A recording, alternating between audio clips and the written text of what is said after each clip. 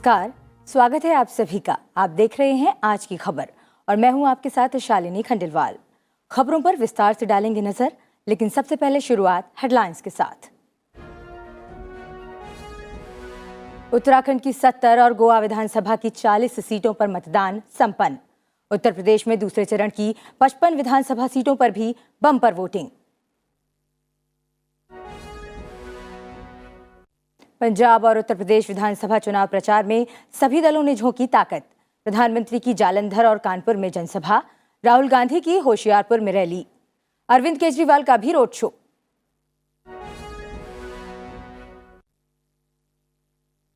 इसरो की साल की पहली सफल उड़ान, उपग्रह EOS-04 और 2 छोटे उपग्रह सफलतापूर्वक अंतरिक्ष की कक्षा में स्थापित। हाई क्वालिटी वाली तस्वीरों से रखी जाएगी धरती पर नजर, प्रधानमंत्री ने दी बधाई। रूस यूक्रेन तनाव का शेयर बाजारों पर असर, सेंसेक्स में 1700 अंक की गिरावट, 17,000 के नीचे निफ्टी। LIC के IPO को लेकर वित्त मंत्री ने बाजार में सकारात्मक रुख की कही बात। भारत ने चीन से संबंधित 54 मोबाइल ऐप पर लगाई पाबंदी। देश की सुरक्षा के लिए गंभीर खतरा पैदा होने की आशंका के मद्देनजर कार्रवाई। ऐप पर देश विरोधी गतिविधियों में शामिल होने का आरोप।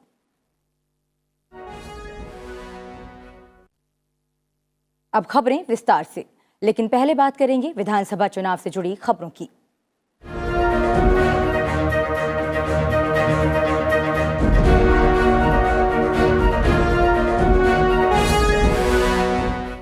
उत्तराखंड और गोवा के साथ उत्तर प्रदेश के दूसरे चरण के लिए मतदान का काम आज पूरा हो गया। तीनों राज्यों में मतदान केंद्रों में कोविड प्रोटोकॉल के पालन के साथ वोटिंग कराई गई। नए वोटर के साथ ही महिलाओं में मतदान को लेकर खासा उत्साह दिखाई दिया। उत्तर प्रदेश और उत्तराखंड में 5 बजे तक 60% से अधिक वोटिंग हुई है, वहीं गोवा में 5 बजे तक 75% से अधिक वोटिंग हुई है। उत्तर प्रदेश में दूसरे दौर की 55, गोवा की सभी 40 और उत्तराखंड में कुल 70 सीटों के लिए वोट डाले गए। चुनाव आयोग ने स्वतंत्र निष्पक्ष मतदान के लिए सभी आवश्यक प्रबंध किए थे। उत्तर प्रदेश विधानसभा चुनाव के दूसरे चरण के लिए 9 जिलों की 55 विधानसभा सीटों पर शांतिपूर्ण मतदान संपन्न हो गया। कोविड प्रोटोकॉल का पालन करते हुए मतदान सुबह 7 बजे शुरू हो गया, जो शाम 6 बजे तक चला। दूसरे चरण में 9 जिलों की 55 विधानसभा सीटों पर 60% से ज्यादा मतदान की खबर है। मतदान को लेकर लोगों में खासा उत्साह देखने को मिला। क्या आम क्या खास, सभी अपनी बारी का इंतजार करते नजर आए। महिलाओं और युवाओं में भी मतदान को लेकर खासा उत्साह देखने को मिला। दूसरे चरण में कुल 586 उम्मीदवार चुनाव मैदान में हैं। दूसरे चरण में प्रदेश के 9 जिलों सहारनपुर, बिजनौर, मुरादाबाद, संभल, रामपुर, अमरोहा, बदायूं, बरेली और शाहजहांपुर की 55 विधानसभा सीटों के लिए वोटिंग हुई। इसके साथ ही प्रदेश के कई मंत्रियों समेत कई दिग्गजों की किस्मत EVM में कैद हो गई। जिन मंत्रियों की किस्मत का फैसला इस दौर में होना है, उनमें सुरेश कुमार खन्ना, बलदेव सिंह औलख, महेश चंद्र गुप्ता, गुलाब देवी शामिल हैं। इसके अलावा समाजवादी पार्टी के प्रत्याशी धर्म सिंह सैनी, आजम खान और अब्दुल्ला आजम की किस्मत का भी फैसला इस दौर में होना है। 2017 में हुए चुनाव में बीजेपी ने इन 55 में से 38 सीटों पर जीत हासिल की थी, जबकि समाजवादी पार्टी को 15 और कांग्रेस को 2 सीटें मिली थी। उत्तराखंड विधानसभा की 70 सीटों के चुनाव के लिए भी मतदान का काम पूरा हो गया। इसके साथ ही 632 प्रत्याशियों की किस्मत EVM में कैद हो गई। मतदान को लेकर लोगों में खासा उत्साह देखने को मिला। सुबह से ही मतदान केंद्रों पर लोग अपनी बारी का इंतजार करते नजर आए। कोविड-19 के मद्देनजर सभी मतदान केंद्रों पर EVM का प्रयोग करने के लिए दस्ताने और हैंड सैनिटाइजर उपलब्ध कराए गए, ताकि महामारी को फैलने से रोका जा सके। करीब 21 साल पहले बने उत्तराखंड में पिछले 4 विधानसभा चुनावों की तरह इस बार भी ज्यादातर सीटों पर सत्ताधारी बीजेपी और कांग्रेस के बीच कड़ा मुकाबला है। आम आदमी पार्टी ने 70 सीटों पर प्रत्याशी उतारकर कई सीटों पर मुकाबले को त्रिकोणीय बनाने का प्रयास किया है। 2017 के विधानसभा चुनाव में 57 सीटें जीतकर ऐतिहासिक विजय हासिल करने वाली बीजेपी के सामने साख बनाए रखने की बड़ी चुनौती है। गोवा विधानसभा की 40 सीटों पर चुनाव के लिए मतदान संपन्न हो गया। गोवा में 40 सीटों के लिए 26 महिलाओं समेत 301 उम्मीदवारों की किस्मत EVM में कैद हो गई। गोवा में इस बार बहुकोणीय मुकाबला देखने को मिल रहा है, जहां आम आदमी पार्टी, टीएमसी और दूसरे छोटे दल राज्य की चुनावी राजनीति पर अपनी छाप छोड़ने की होड़ में हैं। प्रमुख उम्मीदवारों में मुख्यमंत्री प्रमोद सावंत, विपक्ष के नेता दिगंबर कामत, पूर्व मुख्यमंत्री चर्चिल अलेमाओ, पूर्व मुख्यमंत्री मनोहर पर्रिकर के बेटे उत्पल पर्रिकर और मुख्यमंत्री पद के लिए आप का चेहरा अमित पालेकर शामिल हैं। मतगणना 10 मार्च को होगी। पंजाब और उत्तर प्रदेश में चुनाव प्रचार तेज हो गया है। सभी पार्टियों के दिग्गज धुआंधार प्रचार में जुटे हैं। प्रधानमंत्री ने जालंधर के अलावा उत्तर प्रदेश में रैलियों को संबोधित किया। यूपी में प्रधानमंत्री नरेंद्र मोदी ने रैली को संबोधित करते हुए समाजवादी पार्टी पर निशाना साधा। उन्होंने कहा कि हर बार ये लोग चुनाव में नया साथी लेकर आते हैं, नए साथी के कंधे के भरोसे चलने की कोशिश करते हैं। उत्तर प्रदेश के लोगों ने इन्हें 2014 में हराया, 2017 में हराया, 2019 में हराया और अब 2022 में भी ये घोर परिवारवादी फिर से हारेंगे। कोरोना काल में भी कानपुर मेट्रो पर कितनी तेजी से काम किया गया, ये आपने भी देखा है। इनके रहते क्या यहां डिफेंस कॉरिडोर के निर्माण संभव हो पाते? इन लोगों ने जो फिरौती का, गुंडागर्दी का, कर्फ्यू का माहौल यहां बनाया था, दंगों का माहौल यहां बनाया था, लगभग कौन यहां निवेश करने आता? कांग्रेस नेता राहुल गांधी ने भी पंजाब के होशियारपुर में रैली को संबोधित करते हुए बेरोजगारी को लेकर केंद्र सरकार पर निशाना साधा। उन्होंने कहा कि पार्टी की ओर से मुख्यमंत्री पद के उम्मीदवार चरणजीत सिंह चन्नी गरीबी को समझते हैं और चन्नी अरबपतियों की नहीं, गरीबों, किसानों, छोटे और मध्यम कारोबारियों की सरकार का नेतृत्व करेंगे। कांग्रेस पार्टी शांति की रक्षा करना जानती है। हम जानते हैं पंजाब के लोगों को एक साथ कैसे आगे लिया जा सकता है। अब एक नजर डालते हैं विधानसभा चुनाव से जुड़ी कुछ और अहम खबरों पर। केंद्रीय गृह मंत्री अमित शाह ने झांसी में चुनाव प्रचार के दौरान समाजवादी पार्टी और कांग्रेस पर निशाना साधा। उन्होंने कहा कि ये परिवारवादी पार्टियां देश और दुनिया के लोकतंत्र पर धब्बा हैं। ये परिवारवादी पार्टियां उत्तर प्रदेश और देश का भला नहीं कर सकती। बीजेपी अध्यक्ष जेपी नड्डा ने उत्तर प्रदेश के लखीमपुर में विपक्ष पर जमकर निशाना साधा। उन्होंने कहा कि कार सेवकों पर गोली चलवाने वाले आज मंदिर मंदिर घंटी बजा रहे हैं। साथ ही उन्होंने अपराधियों से दोस्ती पर भी सवाल उठाए। मुख्यमंत्री योगी आदित्यनाथ ने हाथरस में रैली के दौरान समाजवादी पार्टी पर निशाना साधा। उन्होंने कहा कि समाजवादी पार्टी की सरकार में सैफई खानदान का विकास होता था, प्रदेश में रोजाना दंगे होते थे, अब शानदार तरीके से कांवड़ यात्रा निकलती है। कांग्रेस महासचिव प्रियंका गांधी वाड्रा ने उत्तर प्रदेश के हमीरपुर में रोड शो कर शक्ति का प्रदर्शन किया। कार की छत पर सवार होकर उन्होंने लोगों का अभिवादन किया और कांग्रेस के पक्ष में मतदान करने की अपील की। समाजवादी पार्टी के अध्यक्ष अखिलेश यादव ने झांसी की रैली में बीजेपी पर तंज कसे। उन्होंने कहा कि अब तक हुए चुनाव ने बीजेपी की नींद उड़ाकर रख दी है। मतदान से बीजेपी के नेता और कार्यकर्ता ठंडे पड़ गए हैं। साथ ही उन्होंने बीजेपी पर झूठ बोलने का आरोप लगाया। पंजाब के मुख्यमंत्री चरणजीत सिंह चन्नी ने सत्ता में आने के बाद राज्य के 1 लाख युवाओं को सरकारी नौकरी देने का वादा किया है। साथ ही उन्होंने प्राइवेट जॉब के लिए भी गारंटी योजना बनाने का वादा किया। उन्होंने आम आदमी पार्टी पर झूठ बोलने का आरोप लगाया। दिल्ली के मुख्यमंत्री और आम आदमी पार्टी के राष्ट्रीय संयोजक अरविंद केजरीवाल ने पंजाब के फगवाड़ा और होशियारपुर में कार पर सवार होकर रोड शो किया और पार्टी के पक्ष में मतदान करने की अपील की। उनके रोड शो में भारी भीड़ दिखी। असम के मुख्यमंत्री हेमंता बिस्वा शर्मा ने मणिपुर के इम्फाल में रैली को संबोधित करते हुए केंद्र सरकार के कामकाज को गिनाया। उन्होंने कहा कि केंद्र की कल्याणकारी योजनाओं और बुनियादी परियोजनाओं ने पूर्वोत्तर और देश के बाकी हिस्सों के बीच की खाई को पाटने का काम किया है।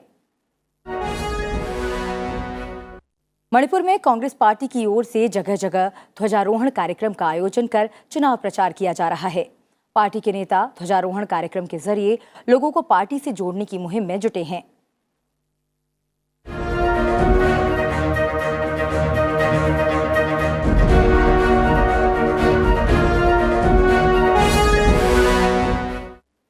अब नजर डाल लेते हैं कुछ और खबरों पर।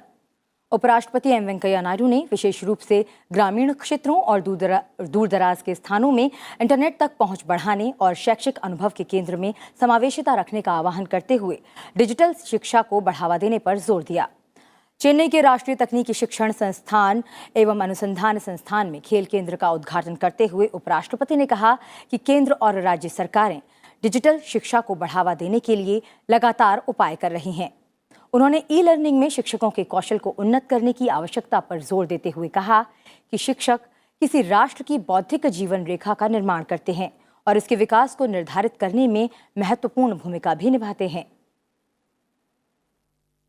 लोकसभा अध्यक्ष ओम बिरला ने अपने संसदीय क्षेत्र कोटाबूंदी में विकास कार्यों की समीक्षा के साथ कुछ योजनाओं का उद्घाटन किया। उन्होंने लाखेरी रेलवे स्टेशन पर दयोदय एक्सप्रेस स्टॉपेज का उद्घाटन किया। साथ ही उन्होंने इंद्रगढ़ घाट के वराना स्टेशन पर यात्री सुविधाओं की आधारशिला भी रखी। इस अवसर पर क्षेत्र में प्रस्तावित विकास परियोजनाओं पर बोलते हुए लोकसभा अध्यक्ष ने कहा कि लाखेरी के लोगों को 4.5 करोड़ रुपए का इंडोर स्टेडियम भी बहुत जल्द मिलने वाला है। 48 करोड़ रुपए की लागत से आवासीय विद्यालय भी क्षेत्र के लिए जल्द ही शुरू हो जाएगा। उन्होंने दोहराया कि क्षेत्र के लोगों को जल्द ही सभी मूलभूत सुविधाएं मुहैया कराने के लिए वो प्रतिबद्ध हैं। अब वक्त हो चला है एक छोटे से ब्रेक का। ब्रेक के बाद आपको दिखाएंगे राज्यों की खबरें, बताएंगे कारोबार जगत का हाल, जानेंगे इसरो की नई उपलब्धि के बारे में और साथ ही अंतर्राष्ट्रीय खबरों पर भी डालेंगे नजर। आप बने रहिए हमारे साथ।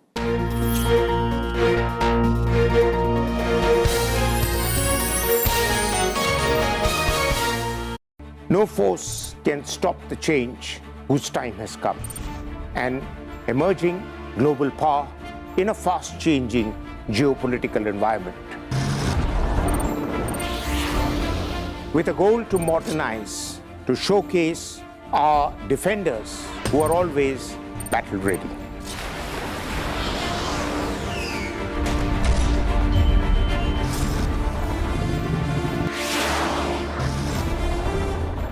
Watch our special presentations featuring India's defense forces and their capabilities in The Defenders, only on Sunset TV.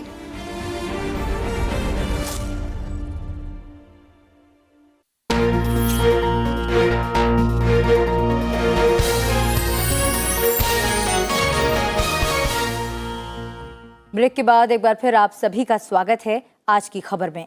बढ़ते हैं आगे और बात करते हैं राज्यों से जुड़ी हुई कुछ खबरों की।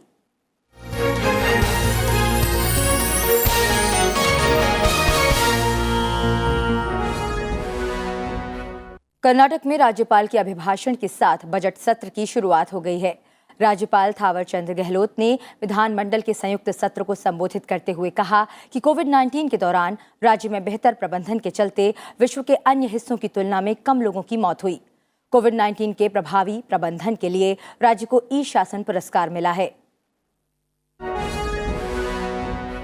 हिमाचल प्रदेश के मुख्यमंत्री जयराम ठाकुर की अध्यक्षता में हुई कैबिनेट की बैठक में 17 फरवरी से सभी शैक्षणिक संस्थानों, जिम और सिनेमा हॉल को फिर से खोलने का फैसला किया है। साथ ही 1,73,000 पेंशन भोगियों को 1 फरवरी से संशोधित पेंशन और पारिवारिक पेंशन देने का फैसला लिया गया। महाराष्ट्र सरकार ने कहा कि राज्य में 19 फरवरी को शिव जयंती समारोह में 500 लोग शामिल हो सकते हैं। छत्रपति शिवाजी महाराज की जयंती के अवसर पर यह समारोह मनाया जा रहा है। तृणमूल कांग्रेस पश्चिम बंगाल में चारों नगर निगमों के लिए हुए चुनावों में डाले गए मतों की गणना में आगे है। नगर निगम चुनावों के लिए मतदान 12 फरवरी को हुआ था। गुजरात के अहमदाबाद शहर में 2008 में हुए सिलसिलेवार बम विस्फोटों के मामले में 49 दोषियों की सजा की अवधि पर अभियोजन की दलील पूरी हो गई। विशेष अदालत ने पिछले मंगलवार को मामले में 49 आरोपियों को दोषी करार दिया था, जबकि 28 अन्य को बरी कर दिया गया था। कर्नाटक में उच्चतर विद्यालय आज से खुल गए हैं। मुख्यमंत्री बसवराज बोम्मई ने शांति बहाली की उम्मीद जताई है। हाईकोर्ट ने हिजाब विवाद के बीच राज्य सरकार से शैक्षणिक संस्थानों को फिर से खोलने का अनुरोध किया था।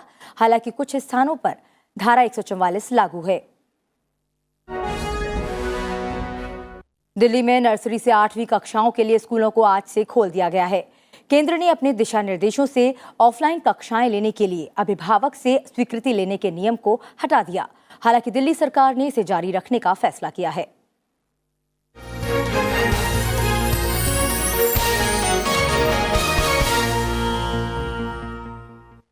अब नजर डालते हैं कुछ और खबरों पर।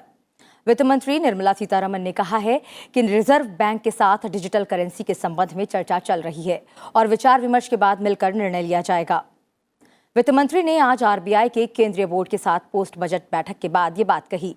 उन्होंने फिस्कल कंसोलिडेशन रोड मैप और उच्च पूंजीगत व्यय योजना समेत केंद्रीय बजट को लेकर चर्चा की। निर्मला सीतारमण ने कहा कि केंद्र की एनडीए सरकार के कार्यकाल में बैंकों की सेहत सुधरी है और वे बाजार से धन जुटाने की स्थिति में हैं। वित्त मंत्री ने कहा कि सिर्फ क्रिप्टो करेंसी पर ही नहीं, सभी मुद्दों पर सरकार और भारतीय रिजर्व बैंक के बीच पूरा तालमेल है। With the RBI and the ministry, not just on crypto, but on every other thing as well. I think in the last few years you would have noticed that there is complete harmony with which we are working, respecting each other's domain, also knowing what we have to do with each other's, priorities, and in the interest of the nation. वित्त मंत्री निर्मला सीतारमण ने कहा है कि LIC IPO को लेकर बाजार में सकारात्मक चर्चा बनी हुई है। उन्होंने कहा कि एलआईसी के आईपीओ लाने का फैसला काफी बड़ा था, लेकिन अभी तक इसके लिए नकारात्मक प्रतिक्रिया नहीं आई है। सरकार ने रविवार को एलआईसी के आईपीओ के लिए बाजार नियामक सेबी के पास मसौदा दस्तावेज दाखिल किया। आईपीओ के मार्च में पूंजी बाजार में आने की उम्मीद है। इस आईपीओ के जरिए सरकार एलआईसी की 5% हिस्सेदारी की पेशकश कर रही है। There is a positive buzz in the air that the government has committed itself and it's showing it. And because the way in which, in a way, it has been tailored, policyholders are going to get a share, retail investors are going to get a share, and there's this biggest IPO coming out. So there is just an air of positivity which is so required when you're doing some things with the stock market. रूस Ukraine में तनाव बढ़ने के बीच आज share बाजारों में भारी गिरावट दर्ज की गई। सेंसेक्स 1700 अंक से अधिक टूटा। वहीं निफ्टी भी भारी गिरावट के साथ 17,000 अंक के स्तर से नीचे आ गया। सेंसेक्स 3% के नुकसान से 56,405.84 अंक पर आ गया। इसी तरह नेशनल स्टॉक एक्सचेंज का निफ्टी 3.06% टूटकर 17,000 अंक से नीचे 16,842.80 अंक पर बंद हुआ। दूसरे एशियाई बाजारों में भी भारी गिरावट रही।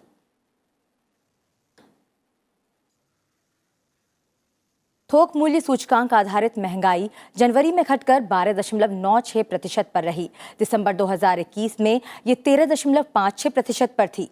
वहीं जनवरी में खुदरा महंगाई दर बढ़कर 6 के पार हो गई है। थोक महंगाई पिछले साल अप्रैल से लगातार 10वें महीने 10% से ऊंची बनी हुई है। खाद्य वस्तुओं और सब्जियों के दाम में तेजी दर्ज की गई। आंकड़ों के अनुसार जनवरी में खाद्य वस्तुओं की मुद्रास्फीति बढ़कर 10.33% पर पहुंच गई, जो दिसंबर में 9.56% थी। इसी तरह सब्जियों की मूल्य वृद्धि 34.85% पर पहुंच गई। अंडा, मांस और मछली की महंगाई जनवरी में 9.85% रही। आलू और प्याज के दाम कम हुए हैं। विनिर्मित वस्तुओं, ईंधन और ऊर्जा क्षेत्र में महंगाई कम हुई है। उधर जनवरी में खुदरा महंगाई दर बढ़कर 6.01% हो गई, जो 7 महीनों में सबसे अधिक है। दिसंबर 2021 में खुदरा महंगाई 5.59% थी। इसकी बड़ी वजह उपभोक्ता वस्तुओं की उच्च कीमत रही है। इसरो ने 2022 के अपने पहले प्रक्षेपण अभियान के तहत PSLV C-52 के जरिए धरती पर नजर रखने वाले उपग्रह EOS-04 और 2 छोटे उपग्रहों को सफलतापूर्वक अंतरिक्ष कक्षा में स्थापित कर दिया। अंतरिक्ष एजेंसी के प्रक्षेपण यान PSLV ने अंतरिक्ष के लिए सुबह 5:59 पर उड़ान भरी और तीनों उपग्रहों को अंतरिक्ष कक्षा में स्थापित कर दिया। करीब 19 मिनट की उड़ान के बाद प्रक्षेपण यान ने उपग्रहों को तय कक्षा में स्थापित कर दिया, जिस पर इस साल के पहले अभियान पर करीबी नजर रख रहे वैज्ञानिकों ने खुशी जताई। EOS-04 को स्थापित करने के बाद 2 छोटे उपग्रहों InspireSat-1 और INS-2TD को भी उनकी तय कक्षाओं में स्थापित किया गया। प्रधानमंत्री ने PSLV C-52 मिशन के सफल प्रक्षेपण पर वैज्ञानिकों को बधाई दी है। आज जिन 3 उपग्रहों को अंतरिक्ष में स्थापित किया गया है, उनमें धरती के पर्यावरण के साथ ही वायुमंडल, तापमान और सूर्य के बारे में अधिक जानकारी मुहैया कराएंगे। US-04 एक रडार इमेजिंग सैटेलाइट है। इसका वजन 1710 किलोग्राम है, जो 10 साल तक सेवाएं देगा, जिसे कृषि, वानिकी और वृक्षारोपण, मिट्टी की नमी और बाढ़ से संबंधित जानकारी और उच्च स्तर की तस्वीरें भेजेगा। InspireSat-1 उपग्रह आयनमंडल के गतिविज्ञान और सूर्य की कोरोनल ऊष्मीय प्रक्रियाओं की समझ में सुधार करना है। तीसरा उपग्रह 7.5 किलोग्राम वजनी INS-2T में एक थर्मल इमेजिंग कैमरा है, जो भूमि का तापमान, आर्द्र भूमि या झीलों की सतह के तापमान, जंगल और तापीय जड़त्व के आकलन में सहायता प्रदान करेगा। विदेश मंत्री एस जयशंकर ने फिलीपीन की पहली यात्रा पर दक्षिण पूर्व एशियाई देश के अपने समकक्ष टियोडोरो एल लोक्सिन के साथ दोनों देशों की राष्ट्रीय सुरक्षा और विकास सहित कई मुद्दों पर बातचीत की। ब्रह्मोस क्रूज मिसाइल के सौदे पर दक्षिण पूर्व एशियाई देश के हस्ताक्षर करने के करीब 2 हफ्ते बाद एस जयशंकर फिलीपीन की 3 दिवसीय यात्रा पर हैं। विदेश मंत्री ने फिलीपीन के विदेश मंत्री टियोडोरो एल लोक्सिन के साथ सार्थक चर्चा की। विदेश मंत्री एस जयशंकर ऑस्ट्रेलिया से यहाँ पहुंचे हैं। ऑस्ट्रेलिया में वो क्वाड के विदेश मंत्रियों की बैठक में शामिल हुए और उन्होंने क्वाड देशों के अपने समकक्षों के साथ द्विपक्षीय वार्ता भी की। केंद्र सरकार ने देश की सुरक्षा के लिए खतरा पैदा करने वाले 54 चीनी मोबाइल एप्लीकेशन पर प्रतिबंध लगाने की सिफारिश की है। इलेक्ट्रॉनिक और सूचना प्रौद्योगिकी मंत्रालय देश में इन ऐप के संचालन पर प्रतिबंध लगाने के लिए औपचारिक रूप से एक अधिसूचना जारी करेगा। जिन ऐप के खिलाफ प्रतिकूल सुरक्षा इनपुट प्राप्त हुए थे, उनमें sweet selfie, HD, beauty camera, music player, music plus, volume booster, video player, media all formats, Viva video editor, nice video, Baidu, AppLock और एस्ट्रा क्राफ्ट सहित अन्य शामिल हैं। भारत में ये चीनी ऐप के खिलाफ दूसरी बड़ी कार्रवाई होगी।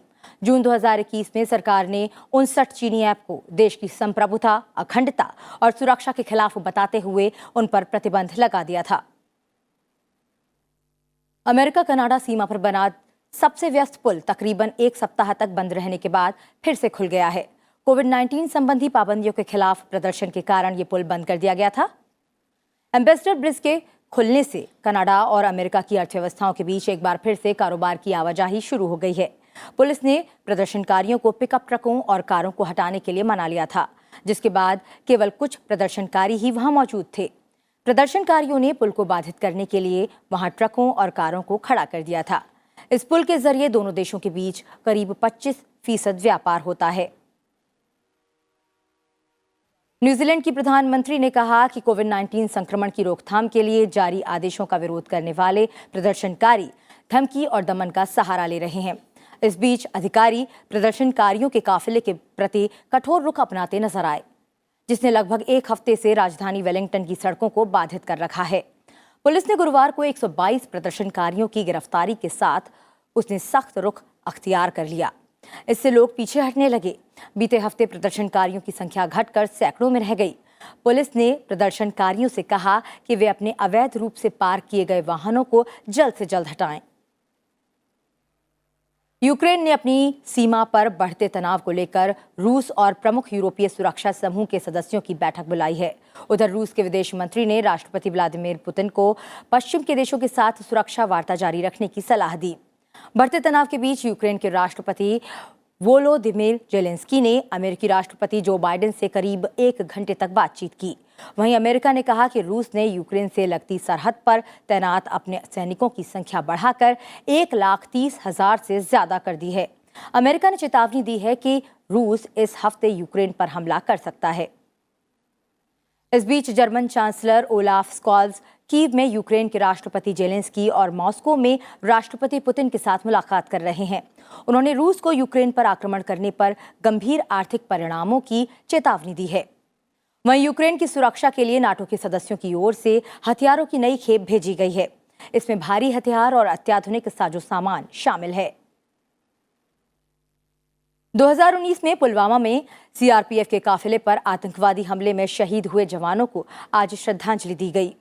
प्रधानमंत्री ने श्रद्धांजलि देते हुए कहा कि उनकी बहादुरी और सर्वोच्च बलिदान ने हर भारतीय को देश को मजबूत और समृद्ध बनाने की दिशा में काम करने के लिए प्रेरित किया। रक्षा मंत्री राजनाथ सिंह ने भी शहीद जवानों को श्रद्धांजलि दी। इम्फाल में केंद्रीय रक्षा मंत्री राजनाथ सिंह ने कारगिल युद्ध में जान गंवाने वाले भारतीय सेना के जवान यमनाम कलेशोर के घर जाकर उनके परिवार से मुलाकात की और उनके साथ खाना खाया। इस दौरान उनके साथ मणिपुर के मुख्यमंत्री एन बीरेन सिंह मौजूद रहे। बुलेटिन में फिलहाल इतना ही। चलते चलते आपको छोड़ जाते हैं पत्थरों से बनाई गई बेहतरीन तस्वीरों के साथ। हमें दीजिए इजाजत। नमस्कार।